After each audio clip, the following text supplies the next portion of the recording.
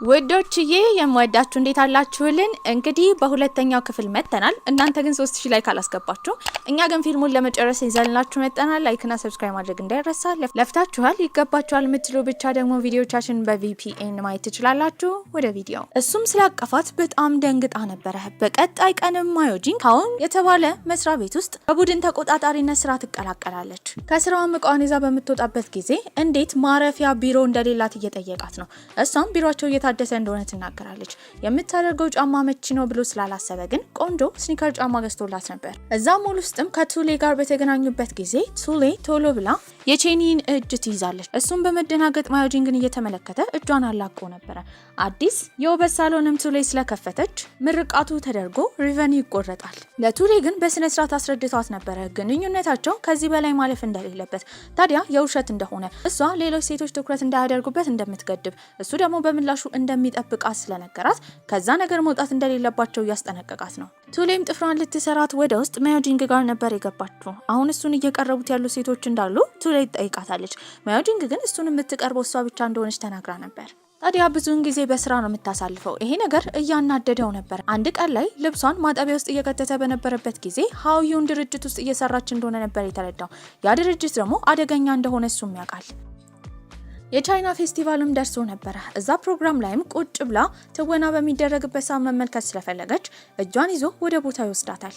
ጸሎትን በሚያደርግበት ጊዜ ከልቡ እየጸለየ ስለሆነ ፍዝዝ ብላ እየተመለከተችው ነው። ቼኒም የአለቃውን ተላላኪ ከቀጠራት በኋላ ቁጭ ብለው በሚያወሩበት ጊዜ የሃዊውን ድርጅት ሰው እየቀጠረ እንደሆነ ይጠይቃታል። እሷም ስትናገር የነበረው ሰሞኑን በጣም ብዙ ሰዎች እንደተቀጠሩ፣ ነገር ግን ከሌሎች ከተማ የተዘዋወሩ እንደሆኑ ታሳውቀዋለች። እነ ቱሌም እቃ ከገዙ በኋላ እቃው ፌክ እንደሆነ ስለተመለከቱ በዚህ ነገር ውስጥ ችግር ስላጋጠማቸው ያማከሯት ማዮጂንግን ነበረ።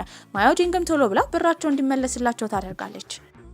ችግሩንም ከፈታችላቸው በኋላ ግን ቱሌ ይህንን ነገር ለቼኒ እንዳትናገር አሳውቃት እሷም ተስማምታ ነበር። መስሪያ ቤት ውስጥ በተመለሰችበት ጊዜ ገና እቃዎች በስነ ስርዓት ሳይደርሱ ሳይፈተሹ ታክሳቸው ሳይመረመር መፈረም ያለባት ወረቀት እንዳለ ተነግሯት ነበር። እሷ ደግሞ አልፈርምም ብላ ድርቅ ትላለች።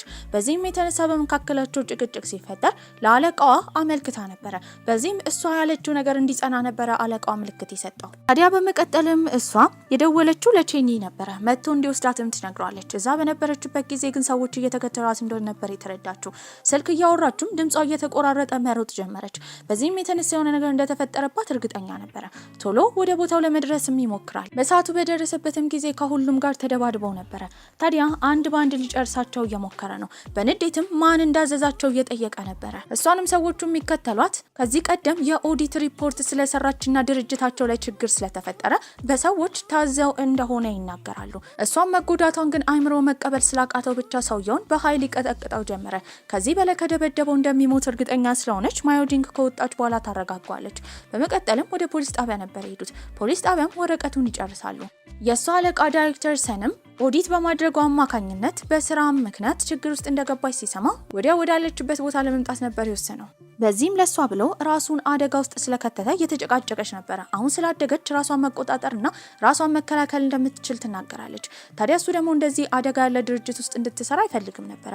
እሷም በምላሹ እሱ የሚሰራቸው ሰዎች እንዳሉ ወንበዴዎችና ታክስ አጭበርባሪዎች እንደሆኑ፣ በዚህም ሊያዛት እንደማይገባ እየተናገረች ነው። እውነት ለሷ የሚያስብ ከሆነ ደግሞ እንዲስማት ነበር የጠየቀችው። በዚህም ይስማታል። ከተሳሳሙ በኋላ ግን ሁለቱም በጣም አፍረው ነበረ። በቀጣይ ቀንም ወደ ፖሊስ ጣቢያ ይሄዳል። የሱ ጓደኛ ፖሊሱም ሲነግረው የነበረው አይምሮን መታከም እንዳለበት ነበረ።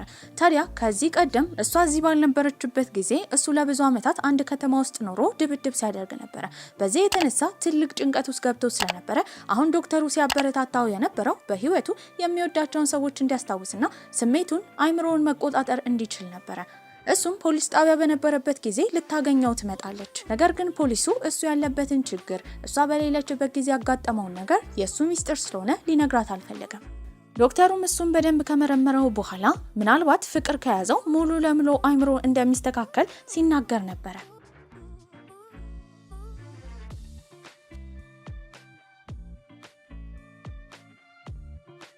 ቼኒም ካለቃው ጂያንግ ጋር በነበረበት ጊዜ አሁን ጸጥ ያለ ህይወት ውስጥ እየኖረ ስለሆነ የድሮን መርሳት እንደሌለበት እያስጠነቀቀው ነው። በሌላ በኩል ስለሱ የድሮ ህይወት ለማወቅ የፈለገችው ማዮጂንግም ጓደኛው ቢን ጋር ነበር ሄደችው። እሱንም ትጠይቋለች። እሱ ግን ያለ ቼኒ ፍቃድ ምንም ሊነግራት አልፈለገም። አመሻሽ ላይም ቼኒ በጣም ተጨንቆ ነበር። ሲናገር የነበረው የሃዩን ድርጅትን ፖሊሶች ትኩረት እያደረጉበት እንደሆነ ሆን ብሎም የኦዲት ድርጅቶች እየተከታተሏቸው ስለሆነ ነገሮች ተገጣጥመው ምናልባት ማዮጂንግ እውነቱ ላይ ከደረሰች ችግር ውስጥ ልገባ እንደምትችል ይናገራል።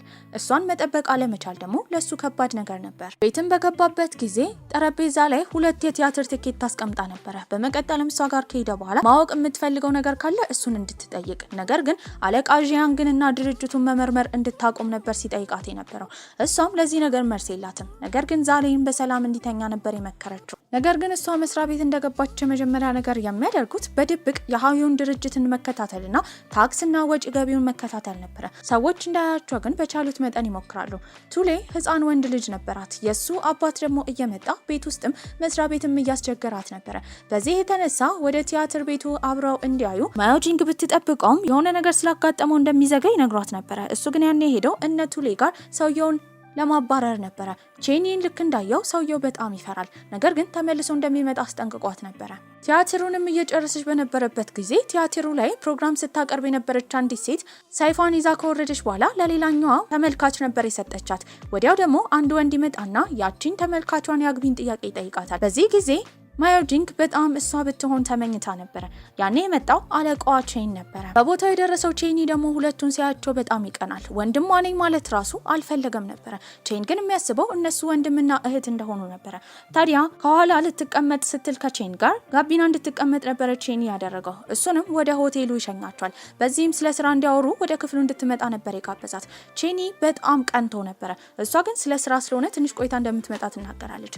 ታዲያ እሷ ሆቴል ገብታ ስለ ስራ በሚያወሩበት ጊዜ ለረጅም ሰዓት ውጪ ቁጭ ብሎ ነበረ። በውስጡ ግን የማይሆን ነገሮች እየተፈጠሩበት ስለሆነ በቅናትም ስለተቃጠለ ወደ እሷ ጋር ከሄደ በኋላ ከቦታው ወስዷት ነበር። አሁን አለቃዋ ከመጣ ጊዜ ጀምሮ ይበልጥ በትኩረት ስራቸውን እየሰሩ ነበረ። አመሻሽ ላይም ከሱ ጋር ምግብ ልትበላ እንደሆነ ያወቀው ቼኒ ሊቀላቀላቸው እንደሚፈልግ ይናገራል። አሁንም ጋቢና እንድትቀመጥ ነበር ያደረጋት። ምግብም እየተመገቡ በነበረበት ጊዜ ዳይሬክተሩ ቼን ሲናገር የነበረው እሱ የእሷ የቀድሞ ፍቅረኛ እንደሆነ ከዛ ባሻገርም ከዚህ ቀደም ሌላ ፍቅረኛ እንደነበራት ነው። 2 የምትወደው ወንዶች ከሱ በፊት እንደነበሩ ቼኒ በሚያስብበት ሰዓት በጣም ቀንቶ ነበረ። በህይወቷ ወንድ እንዲኖር አይፈልግም። በጣምም እየቀና ነበር። ልታናግረው ስትሞክር ትኩረት አይሰጣትም። እሷም መልሳ ከዚህ ቀደም ስለነበሩት ኤክሶቹ እየጠየቀችው ነው። በቀጣይ ቀንም የኋን ድርጅት ውስጥ የሚደረገውን ነገር ለፖሊሱ ጓደኛው እያስረዳው ነበረ። ታዲያ ፖሊሶችም ቀስ ብለው በእጅ ከፍንጅ እንደሚይዟቸው ይናገራል። የቼኒ ጓደኛ ባዚ ደግሞ ከፍቅረኛው ጋር ሊጋባ ትንሽ ጊዜ ነበር የቀረው። መሀል ላይ ግን የሷ ቤተሰቦች የሚያስተዳድርበት ምንም ነገር የለም ብለው በማሰብ እንደማያጓባቸው ይናገራሉ። ያኔ ቼኒ ጣልቃ ይገባል። እሱም ሲናገር የነበረው ባር ቤትና ፑል ቤት ባዚ እንዳለው ነበረ። የራሱን ፑል ቤት ወደሱ ነበረ ወዲያው ያዘዋወረለት። ይህንን ሊያደርግ የፈለገው ከድሮ ጀምሮ እንደሆነ፣ ታዲያ ጥሩ የማስተዳደር አቅም ስላለው እሷን እስኪያገባ ድረስ በሱ ስም ሊሆን እንደሚችል ነበር ያሳወቀው። የኋን ድርጅት ውስጥ ግን በቀጣይ ቀን ሰራተኛ ሆኖ የመጣው ቼኒ ነበረ። ይሄንን የተመለከተችው ማዮጂንግም ሆነ ዳይሬክተር ቼን በጣም ደንግጠው ነበረ። ከስብሰባ በኋላ ማዮጂንግን በሚያገኛት ጊዜ እሷ እያሾፈችበት ነበረ። እንደ ድሮ እንደማያምርበት፣ እንዴት ሱፍ ለብሶ ስኒከር ጫማ እንዳደረገ እየጠየቀችው ነው። እሱም አጠገቧ ካለው ዳይሬክተሯ ቼን ለመለየት ፈልጎ እንደሆነ ይናገራል። እዚህ የመጣው ግን በሱፍ ቆንጆ ሆኖ መታየት እንደሚችል ለማሳየትም እንደሆነ ነግሯት ነበረ። ቤትም በገቡበት ጊዜ ጸጉሩን ታጥቦ እሷ ነበረ ስታደርቅለት የነበረው። አለቃዋ በላይ ቆንጆም እንደሆነ እየነገራት ነበረ። በዚህም የተነሳ ልታዩ ትቀርበዋለች። መቀራረባቸው ድንጋጤ ፈጥሮበታል። አመሻሽ ላይም ውጪ በነበሩበት ጊዜ የእሷ የስራ ባልደረቦች ነበር የመጡት። ሁለቱን አንድ ላይ እንዳያዋቸው ቶሎ ብሎ ቼኒ ይደበቃል። ያኔ የእሷ ስራ ባልደረባ ስትነግራት የነበረው ዳይሬክተራቸው ቼን እቃ ሲገዛ እንደነበረ ነው። በዚህም ያኔ አስታውሳ ማዮጂንግ የተናገረችው የእናቱ ልደት እንደሆነ ነው። የእሷ የስራ ባልደረባም ከቀድሞ ፍቅረኛዋ ጋር ብትጣላ ራሱ የእናቱን ልደት እንደምታስታውስ እየተናገረች እያሾፈችባት ነው። በአቅራቢያ የነበረው ቼኒ ይህንን ይሰማል። አሁንም በቅናት በጣም አኩርፎ ነበረ። ደስራም በሱ መኪና ነበረ በቀጣይ ቀን የሄዱት። ታዲያ በሚቀራረቡበት ጊዜ ቤት ውስጥ የፈለገችው ማድረግ እንደምትችል፣ ስራ ቦታ ላይ ግን እንድታቆም እየነገራት ነበረ። ያኔ ልትስመው ነበር የቀረበችው። ለመሳምም ተዘጋጅቶ ነበረ። ነገር ግን ተሰናብተው ከመኪናው ትወርዳለች። ስራ ላይም እሷ ሀሳብ በምታመጣበት ጊዜ ቼኒ የተሻለ ሀሳብ አይምሮ ላይ ካለ ገና ለገና ግንኙነት አለን ብሎ አይፈራም ነበር። የራሱን አስተያየት በነጻነት ይናገራል። ታዲያ በሌላ በኩል ደግሞ የተለያዩ ድርጅቶች ለምን በሃዩን አስመጪና ላኪ ድርጅት እቃቸውን እንደሚያሳልፉ ለመጠየቅ እነ ማዮጂንግ ሄደው ነበረ። ሃዩንም ርካሽ ገንዘብ ከሰው እንደሚጠይቅ ነበር የተረዱት። ያን ቀን ዝናብ ይጥላል። ከዛ ቦታ የተቀበላቸው ቼኒ ነበረ። እሷን ጥላ ካስጠለላት በኋላ ዳይሬክተር ቼንን ግን ዞር ብሎ አላየውም። እንደ ድንገት በዛ አካባቢ በሚያልፉበት ሰዓት የጸሎት ቦታ ነበር የተመለከቱት። በዚህ ማዮጂንግ ስትናገር የነበረው ከዚህ ቀደም እዛ አካባቢ ሄዳ እንደጸለየች ነበረ። የሰማው ዳይሬክተር ቼንም ጸሎቷ እንደተሳካላት ይጠይቃታል። እሷም እንደተሳካ ትናገራለች። እሱም ሄዶ ምናልባት ስለ ፍቅር ጸሎት ማድረግ እንዳለበት ነበር ሲናገር የነበረው። ሁለቱ ወንዶች ስራ ቢያገናኛቸውም ነገር ግን ስለ ማዮጂንግ ከሆነ እርስ በርስ ከመጣላት ወደ ኋላ አይሉም ነበረ። ወደ አንድ ድርጅትም ለማጣራት ነበር ሄደችው። እዛ የሚሰሩ ሰራተኞች ግን መረጃ ሊሰጧት ፍቃደኛ አልነበሩም። በዛ አካባቢ የመጣው ቼንም እንደምንም ብሎ ካሜራ እየሸፈናት የተለያዩ ፎቶዎችን እንድታነሳ መረጃዎችን እንድታገኝ እየጠቀማት ነበረ። ከዛ ባሻገርም እቃ የሚያንቀሳቅሱበትን መኪና ትከታተል ጀመረ። በምትከታተልበት ሰዓት ያረጋገጠችው ሆን ብለው ታርጋ እንደሚቀይሩና የሆነ በድብቅ የሚያዘዋውሩት ነገር እንዳለ ነበረ። እዛም በነበረችበት ጊዜ ከአዘዋዋሪው አንዱ ድምጽ ይሰማል። ቼኒ መጥቶ ነበረ። ምን ልትሰራ እዚህ ድረስ እንደመጣች ይጠይቃታል። በዛ ጊዜም ሰውየው የሆነ ነገር ስለጠረጠረ ሲከተላቸው ሁለቱም መኪና ውስጥ ነበር የገቡት። ታዲያ ፍቅረኛሞች ሆነው በማስመሰል ሰውየውን ወደ ሌላ መንገድ እንዲሄድ ለማድረግና ለማታለል ችለው ነበር። እሷና ዳይሬክተሩ አንድ ላይ እንዳይሆኑ ግን ቼኒ በቻለው መጠን እየተከታተላቸው መሀል ጣልቃ ለመግባት ይሞክራል። ታዲያ አንድ ሀሳብ ይመጣላታል። የታርጋውን ባለቤት ለማወቅ ቀጥታ እየሄደችው ወደ ፖሊስ ጣቢያ ነበረ። መኪናዋን የሆነ ታርጋ እንደጫረባት ተናግራ ታርጋውን ቁጥሩን ፎቶ ያነሳችው ነበር ያሳየቻቸው። ባለቤቱ ማን እንደሆነ ፖሊሶችም ሊነግሯት ያጣሩላት ጀመረ። ታዲያ ይሄ ነገር ወንጀል የሚሰሩት ሰዎች ጆሮ ደርሶ ነበረ። በዚህም በጣም ተናዷል። እሷ እንዳትጠቆር ብሎ ግን ቼኒ ቶሎ ብሎ ወደ ፖሊስ ጣቢያ ከሄደ በኋላ እሷን አስወግዶ በሌላ በኩል ዲንግሌ የተባለውን ሰውዬ ጥፋተኛ እንዲሆን ማድረግ ችሎ ነበረ። ካፒቴኑ ደግሞ ያን ቀን የሚስቱ ሙት ዓመት ስለሆነ እሷን ለማየት ሄዶ ነበረ። በሌላ በኩል ደግሞ እነባዚ የሚጋቡበት ቀን ነው። ያ የሰርግ ዝግጅት በጣም ቆንጆ ነበረ። ታዲያ ሙሽራው ሙሽሪትን ለማግኘት በገመድ ውስጥ ማለፍ ነበረበት። ከዛ በፊት ግን የሙሽሪትና የሙሽራ ሚዜ ቀድመው ያንን ገመድ ማላቀቅ ነበረባቸው። ሙሽሪትና ሙሽራው እንዲገናኙም ቼኒና ማዮጂንግ ነበሩ ገመዱን ሲፈቱት የነበረው። ታዲያ ሙሽሪትም አበባውን በምትወረውርበት ጊዜ ቼኒ ጓደኛ ዲዮንግ ነበር አበባውን የያዘው። ቶሎ ብሎ ለማዮጂንግ ይሰጣል። ማዮጂንግም አበባውን ይዛ ለሙሽሪትና ሙሽራ መልካም እድል መድረክ ላይ ተመኝታላቸው ነበር። መስሪያ ቤት ውስጥም ዝግጅት ሊዘጋጅ እንደሆነና ለትንሽ ጊዜ እረፍት እንደሚያደርጉ የተናገረው ቼኒ ነበረ። በዚህም ሁሉም አንድ ላይ በመርከብ አድርገው ወደ አንድ ጥንታዊ ቦታ ነበር የሄዱት። ቦታው በጣም ቆንጆ ነበረ።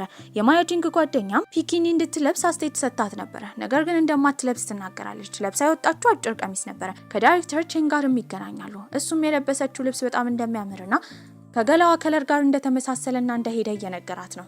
ቼኒም ሁለቱን አንድ ላይ በሚያይበት ጊዜ በጣም እየተናደደ ነበረ። ታዲያ ቮሊቦልም እንዲጫወቱ ሀሳብ ያመጣል። በዚህም ወንዶቹ በሚጫወትበት ጊዜ ማዮጂንግ ቼኒን ስታየው በጣም ወንዳ ወንድ ነበረ። በዚህም የተረጋጋ ነው። ሌላኛው ዳይሬክተር ቼን ደግሞ እሷን የሚንከባከባት አይነት ወንድ ነበረ። በሷ ምክንያትም ወንዶቹ ከመጣላት ወደ ኋላ አይሉም ነበረ። ቼኒም ስለተናደደ ውሃ ዳይሬክተር ቼን ላይ ደፍቶበት ነበረ። ሁሉም አንድ ላይ ተሰብስበው ትሩዝ ኦር ዴር በሚጫወቱበት ጊዜ ማዮጂንግ የደረሳት ፍቅር ይዟት እንደሚያውቅ ነበረ። ይህንንም ትጠየቃለች። እንደሚያውቅም ትናገራለች። ያ ሰው በአካባቢ ያለ ሰው እንደሆነ ስትጠየቅ ግን ከመመለስ ይልቅ መጠጥ ነበር የጠጣችው። በቀጣይ ቀንም የባህር አሳዎችን ለማግኘት ቡድኑ ተበትኖ እያጠመደ በነበረበት ጊዜ ጓደኛዋ ወደ ገደሉ ስትገባ ነበር የተመለከተችው። ማዮጂንግም ወደ ውስጥ ዘላ ከገባች በኋላ እሷን ታወጣታለች። እሷ ግን መውጣት ከብዷት ነበረ። ሄደው እርዳታ እንዲጠይቁም ትናገራለች። እነሱ እርዳታ ለመጠየቅ በሄዱበት ጊዜ የሰማው ቼኒ ደንግጦ ነበረ። በጣም ከመፍራቱ የተነሳ ዘሎ ውሃ ውስጥ ይገባል። ውሃ ውስጥም ከገባ በኋላ ከቦታው ሊያድናት ችሎ ነበረ። በተደጋጋሚ እያቀፋት ለምን እንደዚህ አይነት አደጋ ውስጥ ራሷን እንደምትጥል የሆነ ነገር ብትሆን ኖሮ ራሱን ይቅር እንደማይል ነበር ሲናገር የነበረው። ለመጀመሪያ ጊዜ ለሷ ተጨንቆ ስሜቱን ሲናገር ነበር የሰማችው። በዚህም በጣም ደስ ይላታል። እሷ አደጋ ውስጥ በገባች ቁጥር ለምን ህይወቱን አሳልፎ እንደሚሰጣት እየጠየቀችው ነው። ታዲያ እሷ ሁሌ አደጋ ላይ በሆነች ቁጥር ስለ ራሱ ሳያስብ ስለ እሷ ብቻ የሚያስብ ከሆነ እንዴት ለሱ ሰላም መስጠት እንዳለባት ራሱ ግራ ገብቷታል። ታዲያ እሷም መጀመሪያ ትስማዋለች። ማቆም ፈልጎ ነበረ። ነገር ግን ከእሷ ጋር ሲሆን ራሱን መሆን በጣም ያቅተዋል። ሱሌም ከአዲሶቹ ሙሽሮች ጋር አንድ ላይ ሆና በምትበላበት ጊዜ ስለ ቼኒና ስለ ማዮጂንግ ግንኙነት እየጠየቀች ነበረ። ባዜም ሲናገር የነበረው ለቼኒ ማዮጂንግ ህይወቱ እንደሆነች፣ ህይወት ራሱ ከሷ ጋር ሲነጻጸር ማዮጂንግ እንደምትበልጥና ለሷ ብሎ ማንኛውንም ነገር እንደሚያደርግ ይናገራል። ነገር ግን ግንኙነታቸው የእህትና የወንድም ይሁን የፍቅር እንደማያውቅ ነበር ያሳወቀው። ጉዞውን መጨረሻ ማብቂያው ስለደረሰ ሁሉም ወደ ከተማቸው ይመለሳሉ። አሁን ሹፌሩ ሌላ ሰው ነበረ። በዚህም ከኋላ ዳይሬክተሩና ማዮጂንግ እንዳይቀመጡ በማሰብም እሱ ማዮጂንግን ከቀየራት በኋላ እሷ ጋቢና ትቀመጣለች፣ እሱ ደግሞ ኋላ ተቀምጦ ነበረ። በዚህም የተነሳ ቤት ውስጥ አንድ ላይ ቁጭ ብለው ነበረ። ከባድ ንፋስ ነው፣ ዝናብም ይዘንባል። በዚህ ጊዜ ስታስብ የነበረው ህይወቱን ሙሉ ለሷ መስዋዕት ማድረጉን ነበረ። ከመጀመሪያው ጊዜ ጀምሮ ከልጅነታቸው እስካሁን ድረስ ምን ያህል ጊዜ ስለራሱ ሳያስብ እሷን ለማዳን ጣልቃ እንደገባ እያሰበች ነው። በዚህም እሱን ሰላም ለመስጠት መኖር ይኖርባት እዛ አካባቢ አለመኖር ግራ ገብቷታል። ዝናቡም በጣም በበዛ ጊዜ ቁጭ ብለው ቤት ውስጥ ከመደበቅ ይልቅ ወጥተው በዝናቡ ይጫወቱ ጀመረ። ቤት ውስጥም ላለማስገባት ቢሞክሩ ነገር ግን ውሃውን መቆጣጠር ስላቃታቸው እዛው አንድ ሶፋ ላይ ነበረ ሁለቱም ቁጭ ያሉት። የቼኒ አለቃም አሁን ቼኒና ማዮጂንግ አንድ ላይ እስከሆኑ ድረስ እሱን ለመቆጣጠር ቀላል እንደሆነ ይናገራል። በቀጣይ ጊዜ ማዮጂንግን ለራት ነበር የጋበዛት። እነሱ አንድ ላይ እየተመገቡ በነበረበት ጊዜ እሷ የኦዲት ዋና የቡድን መሪ ስለሆነች አለቃ ዤንግቢን እሷ ማውራት ፈልጎ ነበረ። እዛ እንደሄደች የሰማው ቼኒ ደግሞ ምናልባት የሆነ ነገር ያደርጓታል ብሎ በመፍራት በቦታው ተገኝቶ ነበር። ታዲያ ግን ከዛ ራት ከወጡ በኋላ በጣም ተናዶ ነበረ። ለምን ራሷን እንደዚህ አደጋ ውስጥ እንደምትከት ይጠይቃታል። በዚህም እሷ ስትናገር የነበረው የእሱ አለቃ ዣንግ እሷን ተጠቅሞ እሱን ለማዳከም እየሞከረ እንደሆነ ነበር ስትነግረው የነበረው። አለቃው ዣንግም ወደ አንድ ከተማ ሂድ ስላለው ያ ከተማ ደግሞ ከዚህ ቀደም ለ3 ዓመት ያክል የቆየበት ከተማ ስለሆነ እንዲሄድ አልፈቀደችም ነበረ። ልብሱን ሲከት ታወጣበታለች፣ ነገር ግን ልትከላከለው አልቻለችም። ሌሊት ላይ እንዳሄድ እሱ ክፍል ብትተኛም ተነስቶ ወጥቶ ነበረ። ሲወጣ ግን በመስኮት ተመልክተዋለች። ወዲያው የደወለችው ለፖሊሶች ነበረ። የሚሄድበትን ቦታ ስለምታውቅ ከነ መኪና ታርጋው ካሳወቀች በኋላ በቦታው እንዲያዙና እንዲመረመሩ እዛም እንዲያድሩ ለማድረግ አስባ ነበረ። ፖሊሶቹም ያንን ያደረጉት። በዚህም ወደዛ ከተማ ከመሄድ ስላዳነችው ፖሊሱ ራሱ ማዮጂንግ ማመስገን እንዳለበት ለቼኒ ያነገረው ነበረ። ምክንያቱም እሷ ነበረች ፖሊሶቹን የጠራችው። በመቀጠልም እሷን ለማግኘት ቤት በሄደበት ጊዜ ግን እቃዋን ይዛ ወደ ሆቴል ነበር የሄደችው። የተቀበላትም ዳይሬክተሩ ነበረ። እሱም ወደ ክፍሉ ያስገባታል። ማንኛውንም ነገር ከፈለገች እሱን መጠየቅ እንደምትችል ነግሯት ነበረ። ቤት ውስጥ ባለመኖሯ ግን ቼኒ በጣም እየደበረው ነው። ቤት ብቻውን እንደሆነ የሰማችው ቱሌም ልታገኘው መታ ነበረ። የተለያዩ እቃዎችን ገዝታለታለች። ታዲያ መጀመሪያ አካባቢ የተዋወቁት ለውሸት ቢሆንም አሁን ግን በጣም እንደወደደችው ነበር የነገረችው። እሱ ግን በፍቅር መልኩ እንደማይመለከታት ይነግራታል። ይሄንን መልስ ከሱ ጠብቃው ነበረ የውስጧን ለመናገር እንጂ። በዚህም የተነሳ የቱሌና የቼኒ ነገር በዚህ ንግግር አብቅቶ ነበረ። ታዲያ ቼኒ ስለ አለቃው ዤንግ እያንዳንዱን ነገር እያጣራ የሚናገረው ለፖሊሱ ጓደኛው ነበረ። ነገር ግን በዚህ ሁሉ መሀል ውስጥ ማዮጂንግ ጣልቃ እንድትገባ አይፈልግም። በዚህ ሙድ ላይ ይጨቃጨቃሉ። እሷ ደግሞ ከነገሮች እንዲያስቆማትና እንዲጠብቃት አትፈልግም። ራሷን መጠበቅ ነው የምትፈልገው። ታዲያ ከፖሊሱ ጓደኛቸው ጋርም አንድ ቀን ላይ ምሳ እየበላች በነበረበት ጊዜ ይሄኔ ቼኒ ያኔ የፖሊስ ዩኒቨርሲቲ ገብቶ ቢሆን ኖሮ ህይወቱ እንደዚህ እንደማይሆን እየነገራት ነበረ። በዚህ ሁሉ መሀል ውስጥ ግን ማዮጂንግ ችግር ውስጥ በገባች ቁጥር ለሷ መስዋዕት እየከፈለ ራሱን እንዲያጣ አልፈለገችም ነበር። ወደ ባንክ ቤትም በሄደችበት ጊዜ የኢንሹራንስ ገንዘብ ወደ እሷ በቅርቡ እንደሚገባ ላኪው ግን እንደማይታወቅ ነበረ ሲነገራት የነበረው። ታዲያ እሷም ሆቴሏ ውስጥ መተኛት በጣም ከብዷት ነበረ። ቼኒ ጋር ግን ያኔ የመጣችው የማዮጂንግ እናት ነበረች።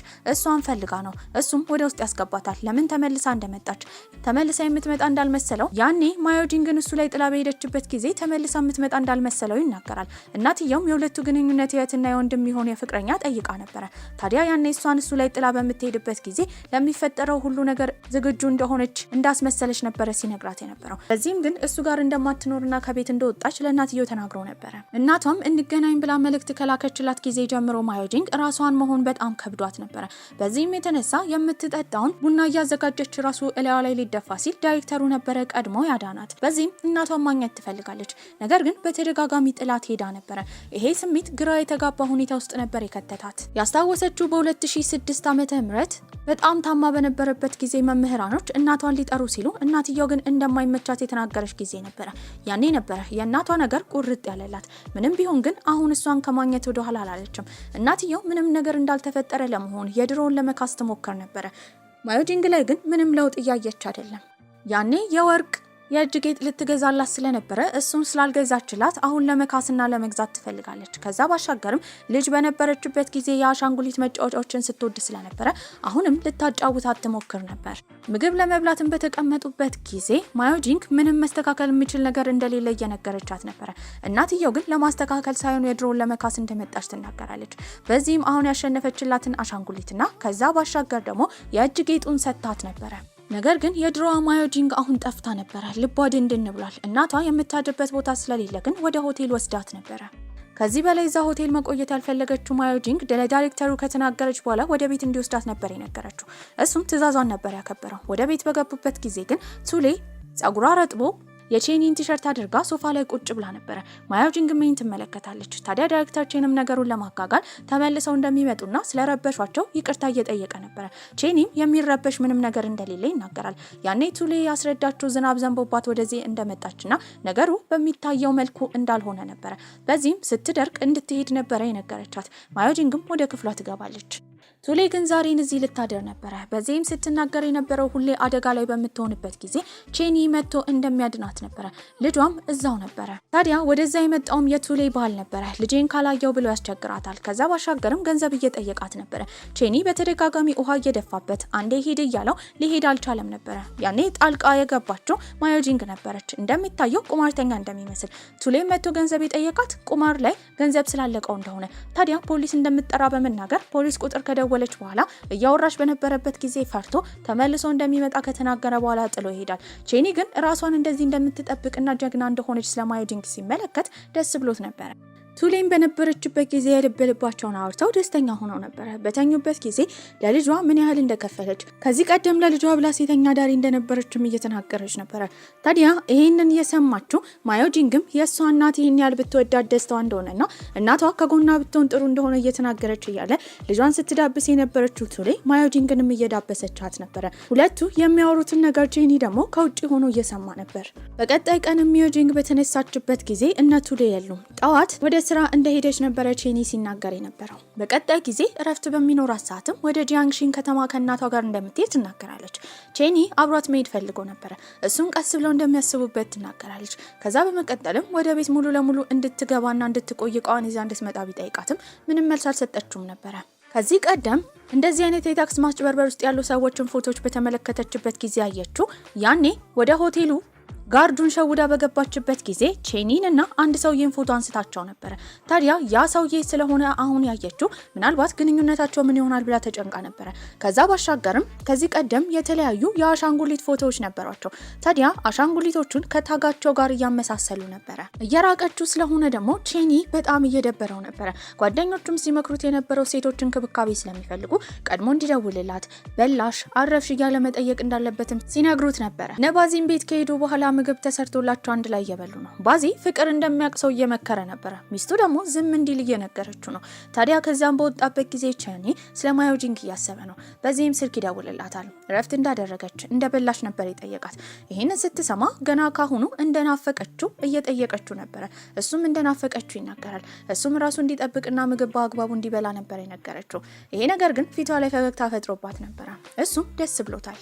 ለስራ ጉዞ ስለሄደችም እስክትመለስ ድረስ ቀኑን እየተጠባበቀ ነበረ። በቻለው መጠን ራሱን ቢዚ ለማድረግ ይሞክራል። ምክንያት እየፈለገም ለሷ መደወል ይፈልግ ነበረ። ታዲያ ግን የሰማው እናቷ በጣም ታማ ሆስፒታል እንደገባች ነበረ። ምንም ሳይቆይ ይሄዳል። ታዲያ የቤተሰብ ፎርም መሙላት ስለነበረበትም ለማዮጂንግ እንዳይነገርና እሱ ሁሉንም ነገር እንደሚጨርስ አሳውቀው ነበረ። ታዲያ ግን እናቷ በከባድ ሁኔታ ካንሰር ተይዛ ነበረ። ከጡቷ ጀምሮ ካንሰሩ ሙሉ ለሙሉ ሰውነቷ ላይ እንደተሰራጨ ነበር የተሰማው። በዚህ ማዮጂንግ በቀጣይ ጊዜ ትመጣለች። እናቷን በዛ ሁኔታ ውስጥ መመልከት በጣም ከባድ ነበረ። ለእናቷ ሕክምና ደግሞ ገንዘብ ያስፈልግ ጀመረ። በዚህም የተነሳ ተጨንቃለች። ዶክተሩንም በምታናግርበት ጊዜ እናቷ ለመኖር ግፋቢል 1 ወር ብቻ እንደሚኖራት ከዚህ ቀደም የተሰጣትን መድኃኒት ባለማጣ የተነሳ ካንሰሩ እንደተሰራጨ ነበር የሰማችው። ይሄ ነገር ለሷ ከባድ ነበረ። እስካሁን እናት እንደሌላት ነበር የምታውቀው። አሁን ግን ጭራሽ ህይወት እናቷን ልትነጥቃት እንደሆነ ተረድታለች። ቼኒ ግን አጠገቧ ሆኖ እያበረታታት ነበረ። ታዲያ እናትየው ብቻዋን ሆስፒታል የተመለከተችው ተንከባካቢያም እንዴት 2 ልጅ እያላት ዳቸው እንኳን መጥተው እንዳላዩት እየተጠየቀች ነበረ። እናትየውም ለልጇ ወግና በቅርቡ እንደምትመጣ ትናገራለች። ያኔ ማዮጂንግ ትመጣለች። ስራ አስፈቅዳ እናቷን እየተንከባከበቻት ነበረ። ልጇ ስትመጣ ነበረ ምግብ ሁላ ይበላችሁ። ታዲያ ሆስፒታል መተኛት በጣም ስለደበራት ወደ ውጭ ይዛት እንድትወጣት ጠይቃታለች። ውጭ የሚናፈሱ ጀመረ። ታዲያ ሙሉ ለሙሉ ገንዘቧን ወደ እሷ እንዳዘዋወረችላት እናትየው እየተናገረች ነው። እስካሁን ባለፈው ነገር ግን አመስጋኝ ነበረች። ቼኒም ውጭ ሆስፒታል ሆኖ እሷን ይጠባበቃት ነበረ። ታዲያ ግን አንድ ቀን ላይ ጠዋት ስትነሳ ከእንቅልፏ እናትየው የለችም። በዚህም ሁለቱ አንድ ላይ ሆነው ቦታውን እያሰሱ ይፈልጓታል። በመጨረሻ የተገኘችው መጸዳጃ ቤት ነበረ። እናትየው እንደዛ ፊቷ ወዳድቆ ሰውነቷ ገርጥጦ መመልከት ከብዷታል። ከዚህ ቀደም ብዙ ወንዶችን ስታሳድድ የነበረችው ሴት አሁን ደክማለች። ታዲያ ከንፈሯን ሊፕስቲክ እየተቀባች ለመጠንከር እየሞከረች ነበረ። ማዮጂንግም በዚህ ሁኔታ ስታያት በጣም ታዝናለች።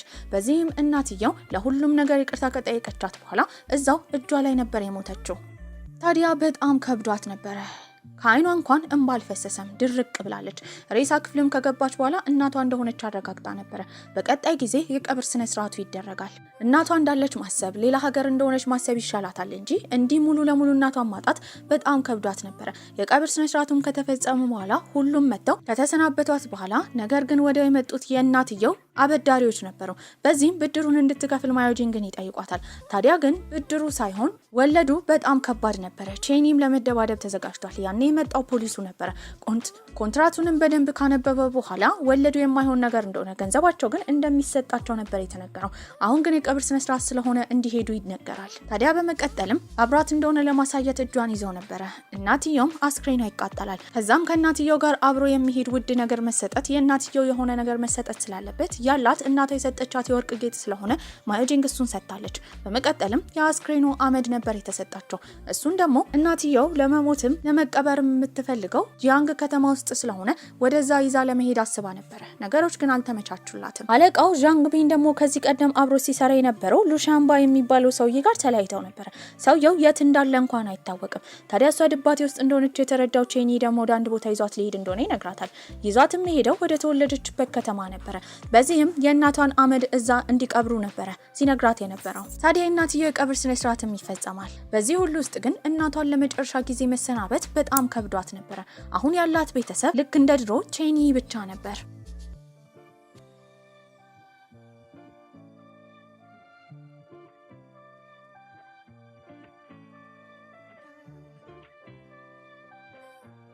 ቁጭ ብለውን በሚያወሩበት ጊዜ ልክ እንደዚህ ትንሽዬ ካፌ ለሷ መክፈት እንደሚፈልግ፣ ታዲያ እሷ ጧት ከሰራች እሱ ደግሞ ማታ ማታ እንደሚሰራ እየነገራት ነበረ።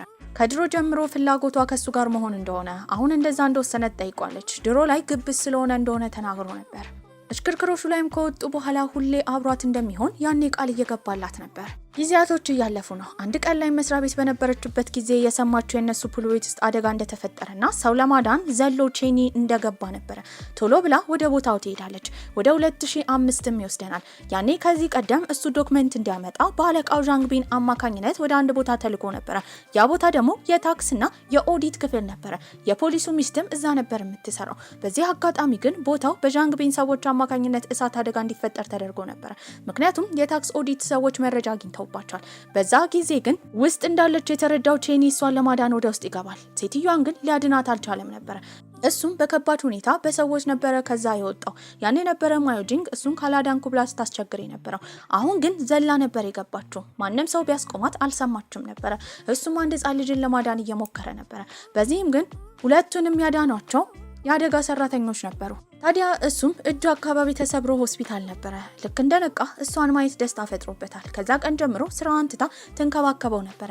አንድ ቀን ላይ ግን አልጋ ላይ ታጠዋለች። በጣም ፈርታ ደንግጣ ነበረ። እሱ ግን መጸዳጃ ቤት ጥርሱን እየቦረሸ ነው። ሆስፒታል በሚቆዩበት ጊዜ እሱ አልጋ ላይ ሁላ ነበር የምትተኛው። ከዚህ በኋላም ለረጅም ጊዜ አብረው እንደሚሆኑ እሷም ቃል እየገባች ነበረ። ድኖም ቤት በገቡበት ጊዜ ልክ እንደ ማንኛውም ፍቅረኛሞች እየሆኑ ነበረ። ፍቅራቸው ይበልጥ እያደገ ነበር።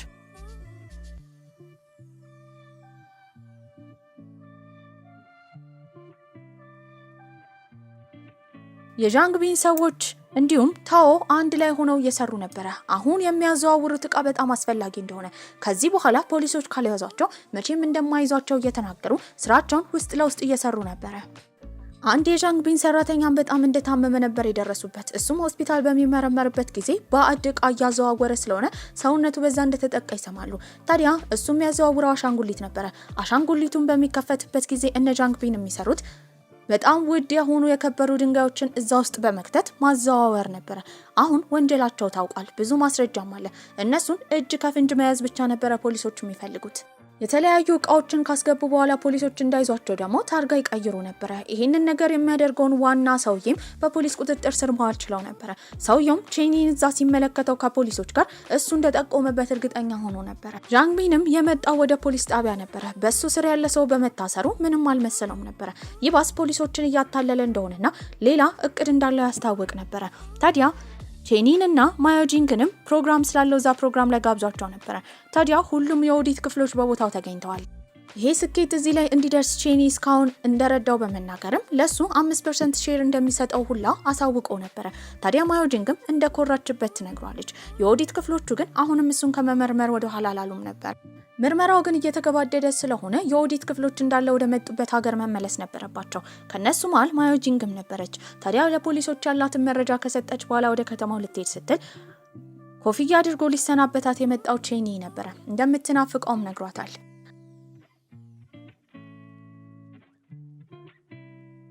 የምትሳፈረው መሳፈሪያ እስኪደርስ ድረስ ቁጭ ብላ በነበረበት ሰዓት አንድ ሬስቶራንት ውስጥ ያረጋገጠችው የዣንግ ቢን ጓደኛ ሉ ሻምባይ አግብቶ አሁን ራሱን አንድ ከተማ ውስጥ ደብቆ እየኖረ እንደሆነ ነበር። በዚህም ግን ጓደኛው ዣንግ ቢን እስካሁን ከድቶታል። ስለከዳው ግን በጣም አዝኗል። በዚህም እሱን ተጠቅመው ዣንግ ቢንን ለመጣል ነበር ያሰቡት። ከሱም የተለያዩ መረጃዎችን በመሰብሰብ ለመስሪያ ቤቷ ቆንጆ ሪፖርት ማቅረብ ችላ ነበር። እሷ ዴንግሽን ከተማ ውስጥ ስለሌለች ግን በጣም እየናፈቀችው ነበር። ዣንግ ቢን ደግሞ ቼኒን በጣም ስለተጠራጠረው በቅርቡ የሚኖረውን የእቃ ዝውውር መኪናዎችን የሚመራው ቼኒ እንደሆነ ነግሮት ነበር። አብሮት ደግሞ ዣንግ ቢን መኖሩ አይቀርም። ፖሊሶችም እነሱን እጅ ከፍንጅ ለመያዝ ይሄ ጥሩ እድል ነበር። ማዮጂንግም ወደ ጃንግሺን ተመልሳለች። እሱን ግን አጣው ነበር።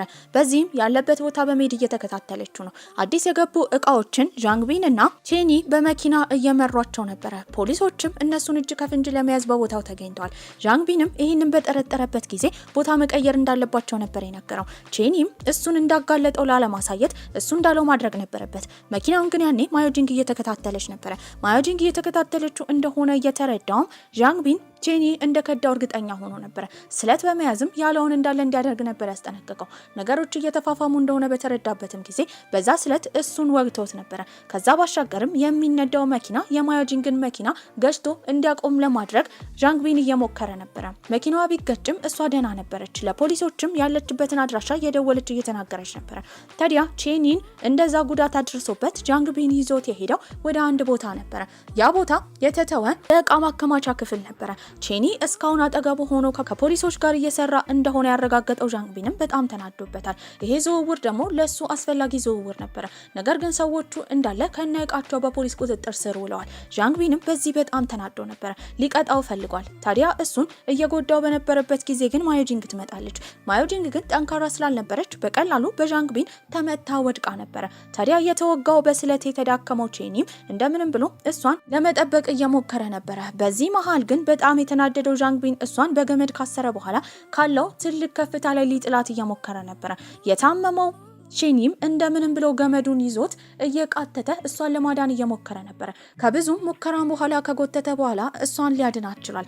በዚህም ፖሊሶች እንደመጡ የተረዳው ዣንግ ቢን ግን ከቦታው ሊያመልጥ ነበር።